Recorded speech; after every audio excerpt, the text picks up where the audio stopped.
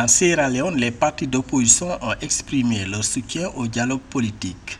Le dirigeant de All People Progress Party, APC, Samura Kamara, qui a perdu l'élection présidentielle de 2023, a répondu positivement à la proposition de dialogue du secrétariat du Commonwealth. Dans une déclaration du 4 août, Samura Kamara a indiqué que la position de l'APC de sa non-participation au gouvernement est toujours valable. Cependant, l'APC n'est pas opposée à s'asseoir à la table et à discuter de leurs demandes sous réserve que ce dialogue avec le président de la République, Julius Maada Bio, soit facilité par un arbitre ou une institution externe indépendante crédible.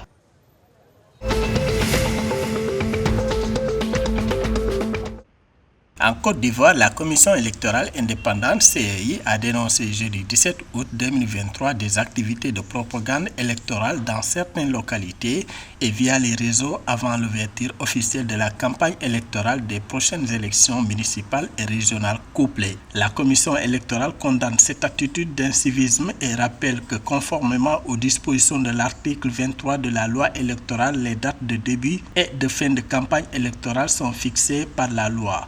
Par ailleurs, la CEI a rappelé aux candidats que la propagande en dehors de la période électorale est officiellement interdite et passible des sanctions conformément aux dispositions des articles 31 et 32 de la loi électorale.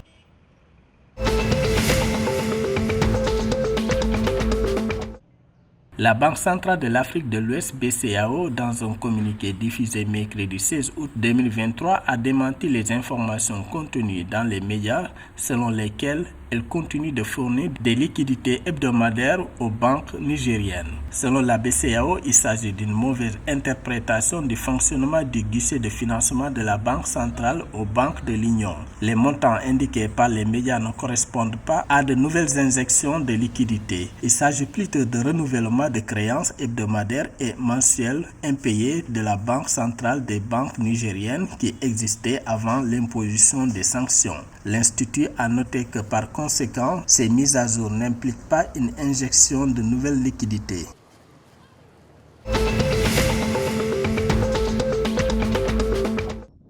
La capitale économique du Bénin, Cotonou, est en train de se doter d'une place financière qui jouera un rôle clé dans le paysage économique de la région. Les travaux de la phase 1 de cet ambitieux projet devraient débuter dans les prochaines semaines selon les autorités béninoises. Cette phase du projet Cité financière de Cotonou durera 24 mois. En reconnaissance de l'importance et de l'ampleur de cette entreprise, un investissement de 30 milliards de francs CFA a été accordé pour réaliser cette initiative ambitieuse.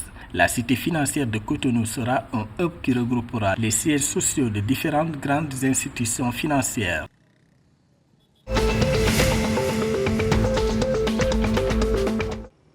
Au Burkina Faso, le tribunal de grande instance de Ouaga 1 a rendu le verdict du procès de l'ancien ministre des Transports Vincent Dabilgo, le condamnant à 11 ans de prison dont 7 fermes. Dans un verdict rendu très tôt ce jeudi 17 août 2023, le TGI Ouaga 1 a condamné Vincent Dabilgo et les 6 autres personnes à des peines de prison ferme et au paiement d'amende.